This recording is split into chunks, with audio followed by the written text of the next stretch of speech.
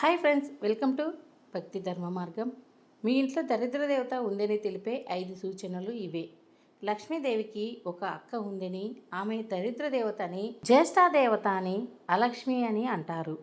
లక్ష్మీదేవి అలక్ష్మి ఇద్దరు ఆపోజిట్గా ఉంటారు. సిరి సంపదలకు ఆదిదేవత లక్ష్మీదేవి. హిందూ పురాణాల ప్రకారం పాల సముద్రం నుంచి లక్ష్మీదేవి జన్మించింది. అయితే లక్ష్మీదేవికి ఒక అక్క కూడా ఉంది.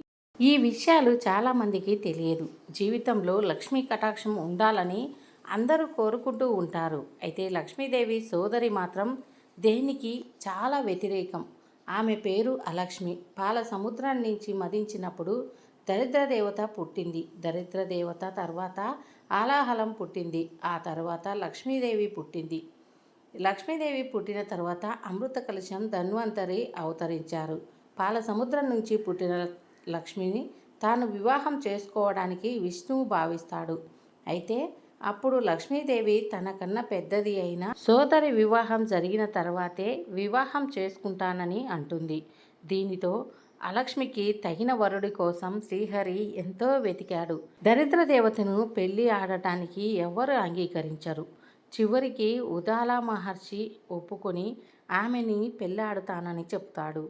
ఉద్దాల మహర్షి ఒప్పుకొని అలక్ష్మిని పెళ్లి చేసుకుంటాడు. అలక్ష్మికి కారం మరియు పుల్లని పదార్థాలు అంటే ప్రీతి. అందుకే ఇంటి ముందు నిమ్మకాయలు, మిరపకాయలు వేలాడదీస్తారు. అలక్ష్మి ప్రవేశించిన ఇంటిలో పేదరికం తాండవిస్తుంది. ఆ సమయంలో లక్ష్మి ఎంత ప్రార్థించినా ప్రయోజనం ఉండదు.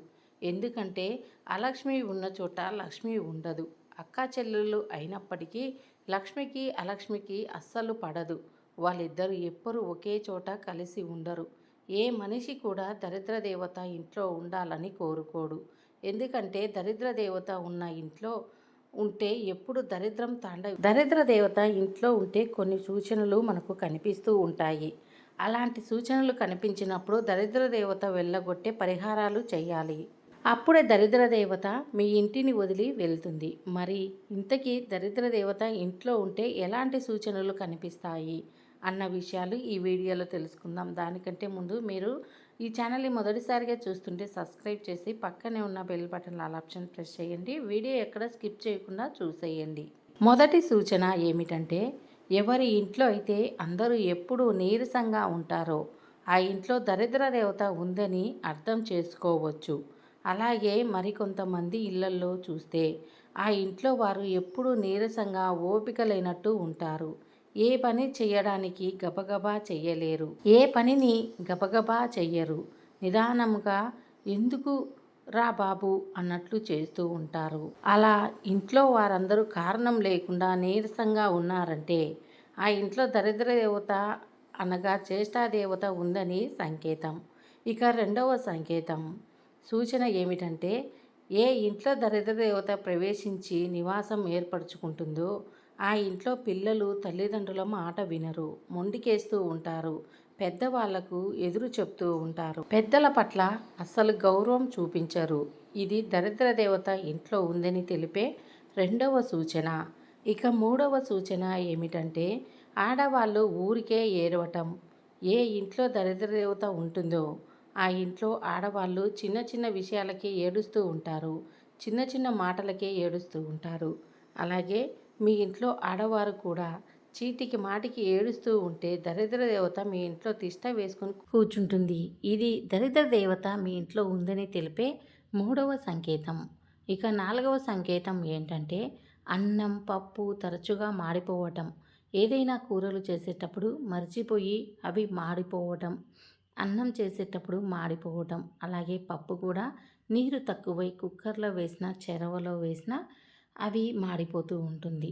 ఎవరి ఇంట్లో అయితే పదే పదే అన్నం మాడిపోతూ ఉంటుందో, పప్పు కూరలు మాడిపోతూ ఉంటాయో వారి ఇంట్లో దరిద్ర దేవత ఉందని అర్థం చేసుకోవాలి. చాలామంది ఇళ్లల్లో కూరలు కూడా మాడిపోతూ ఉంటాయి.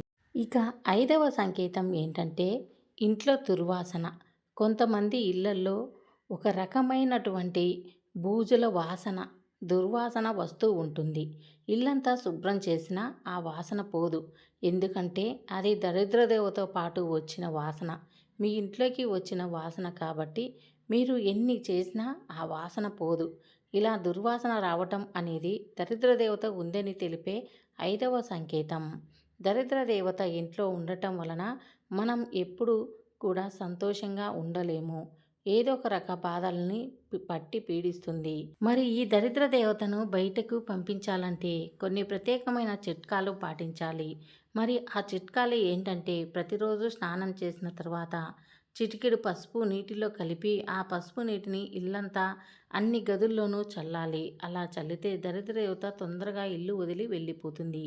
లక్ష్మీదేవి వస్తుంది. అలాగే నెలకు ఒకసారి బూజు దులిపి ఇల్లు శుభ్రం చేసుకోవాలి. అలా చేయటం వలన దరిద్ర దేవత ఇంట్లో నుండి పారిపోతుంది. ప్రతిరోజు కూడా ఇంట్లో అగరబత్తులు వెలిగించాలి. దీంతో పాటు ఎండు కొబ్బరి పొడిని సాంబ్రాణి గుగ్గిలంలో కలిపి ఈ పొడితో ఇంట్లో ధూపం వేస్తే దెబ్బకు దరిద్ర దేవత మీ ఇల్లు వదిలి పారిపోతుంది.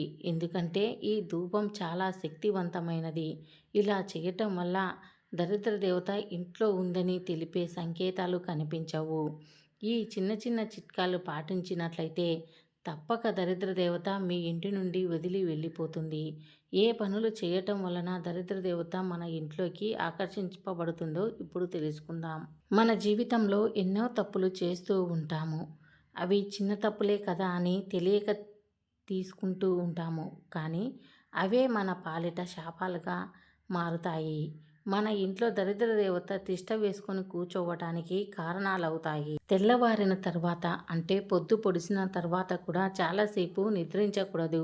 చాలామంది ఇళ్లల్లో ఇలా చేస్తూ ఉంటారు. తెల్లవారిన తర్వాత సూర్యుడు నడునెత్తి మీదికి వచ్చే వరకు పడుకొనే ఉంటారు. కానీ అలా చేస్తే దరిద్ర దేవత మీ ఇంటి వైపు ఆకర్షింపబడుతుంది. దరిద్ర దేవత మీ ఇంటి వైపు ఆకర్షింపబడకుండా ఉండాలంటే సూర్యోదయం కాకముందే నిద్ర లేవాలి. తెల్లవారక ముందే ఇల్లు ఊడ్చి కల్లాపి చల్లి ముగ్గు పెట్టాలి. పొద్దు పొడిచిన తర్వాత ఇల్లు ఊడ్చి కల్లాపి చల్లితే సూర్యుడికి ఆగ్రహం వస్తుంది. అలాగే సూర్యుడు వచ్చే వరకు నిద్రపోవడం కూడా అసలు మంచిది కాదు. కనుక దరిద్ర దేవత మీ వంటి వైపు చూడకుండా ఉండాలంటే ఉదయాన్నే నిద్ర లేవాలి. సూర్యుడు రాకముందే స్నానాలు పూర్తి చేసుకోవాలి. ఇలాంటి చిన్న చిన్న చిట్కాలు పాటిస్తే మనకు మంచి జరుగుతుంది. లేకపోతే దరిద్ర దేవత మీ ఇంటి వైపు ఆకర్షింపబడుతుంది. మీకు ఇబ్బందులు ఎదురవుతాయి. అలాగే ఉదయం నిద్ర లేచిన తర్వాత దుప్పటిలను తీసి మంచంపై క్లీన్ చేసి అన్నీ మడతపెట్టి చక్కగా మడతపెట్టి ఆ తర్వాత బయటకు రావాలి. దుప్పటి మంచం మీద పడవేయకూడదు. ఏ ఇంట్లో ఎవరైతే దుప్పటి మడత పెట్టకుండా అలా వదిలేసి వస్తారో ఆ ఇంట్లోకి దరిద్ర దేవత ఆకర్షింపబడుతుంది. అందుకే మంచం మీద దుప్పటి మడత పెట్టాల్సిందే. భోజనం చేసిన తర్వాత అలాగే కూర్చోకూడదు. ఎంగిలి పళ్ళెం అలాగే ఉంచకూడదు. తొందరగా దాన్ని శుభ్రం చేసుకొని తీరాలి. అన్నం తిన్న తర్వాత చెయ్యి కడుక్కోకుండా అలాగే కూర్చుంటే దరిద్ర దేవత కూడా మనతో పాటే కూర్చుంటుంది. దరిద్ర దేవత ఆకర్షింపబడి ఇంట్లో వాళ్ళు అనారోగ్యంలో పాలవుతారు. దరిద్ర దేవత మన ఇంటి వైపు ఆకర్షింపబడకుండా మాసిన బట్టలను ఉతికిన తర్వాత స్నానం చేయాలి. ఇవ్వండి దరిద్ర దేవత మీ ఇంట్లో ఉందని తెలిపే 5 సంకేతాలు. అలాగే దరిద్ర దేవత మీ ఇంట్లోకి ప్రవేశించకుండా కొన్ని పరిహారాలు పాటించండి.